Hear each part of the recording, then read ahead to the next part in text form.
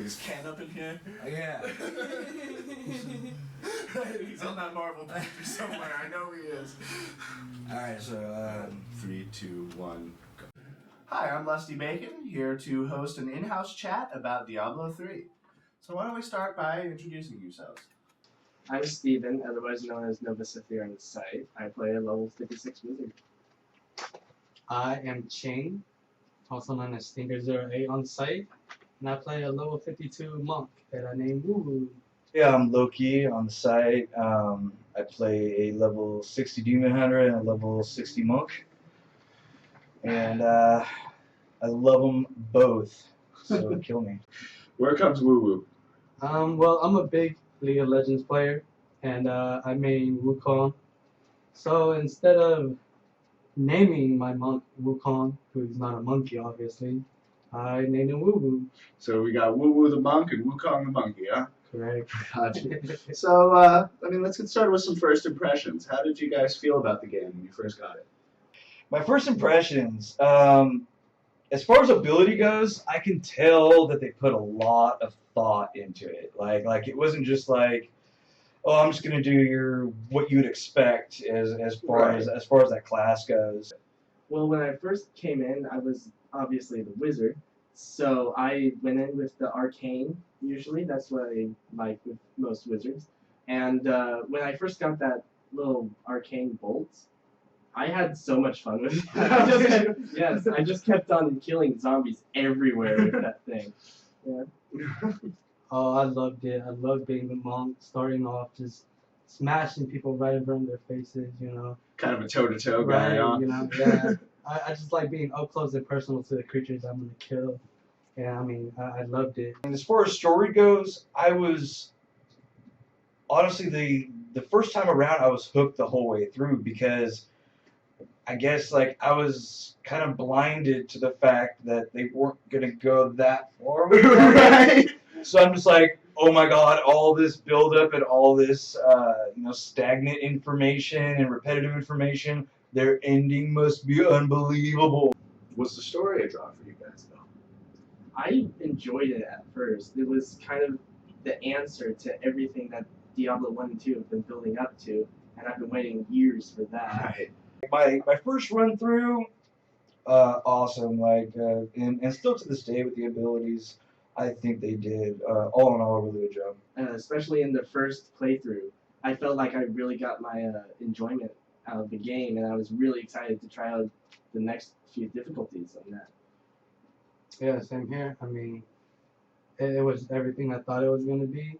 I didn't like anything about it, and I mean, my first run through, I thoroughly enjoyed it. I mean, yeah, for me, I mean, my first impression was you get down in there and you're in Act 1, and the first thing I did, of course, as a demon hunter is shoot a zombie, and to just watch him explode and see all the arms and bits flying everywhere was amazing.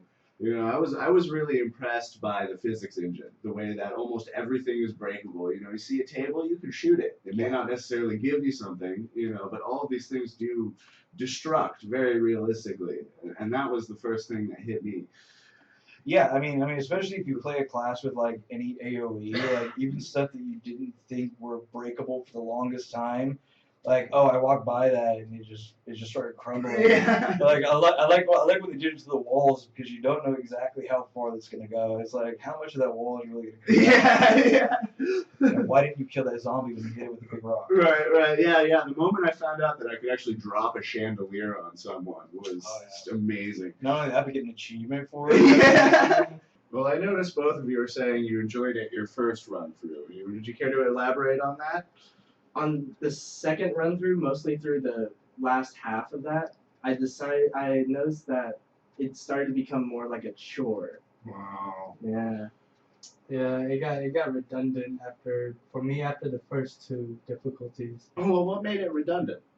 I mean, just you know the storyline already. Right. You know where to go, what's gonna happen, and that just kind of bored me after a while. Even though the monsters got harder, I mean, it just got plain and boring.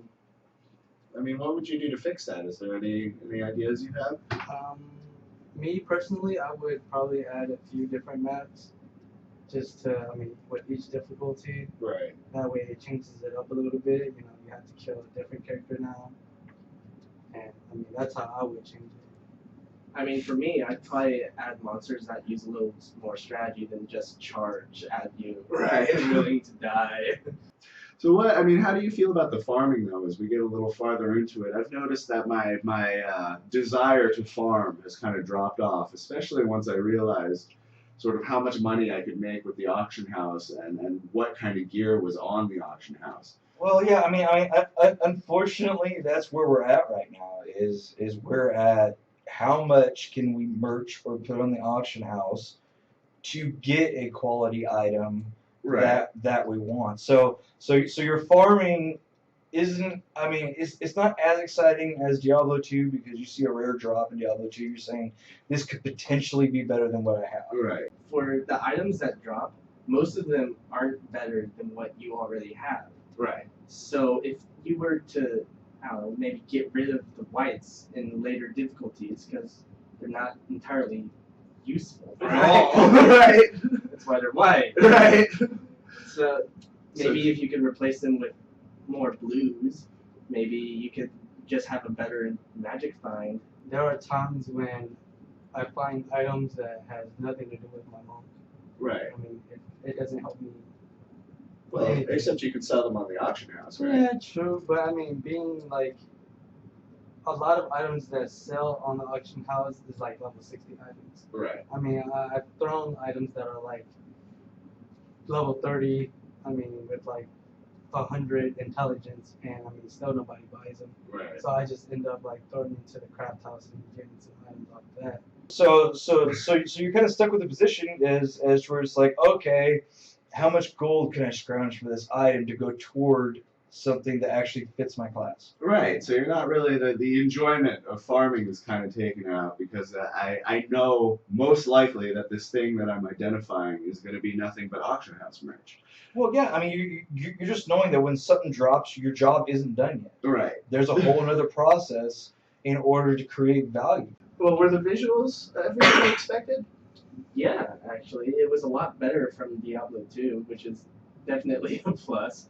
And I really had to enjoy a lot of the scenery. There were parts in the game where I could just stop and watch everything, like that rainbow in Act 1. I really liked that rainbow because once I saw that, I just had to stop and I was like, whoa, that's cool. There's a rainbow in my Diablo. I never knew that.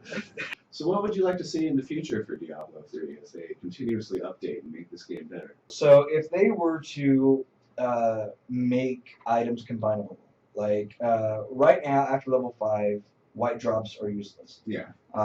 Which kind of sucks because they obviously had to make an effort to make them, period. I felt, for me, I mean, the storyline was good, but I felt that the battle in heaven was too short. Yeah. And I mean, when you're in heaven and Imperius is sitting there talking to you, you know, he's talking all his trash, and then come to find out you don't even get the chance to fight Imperius. It's just like, I mean, I would have rather fought Imperius than Diablo. Right. Yeah. So you're saying you want a bonus boss, Right. Imperious bonus boss. Right. Bring back excitement back into the farming.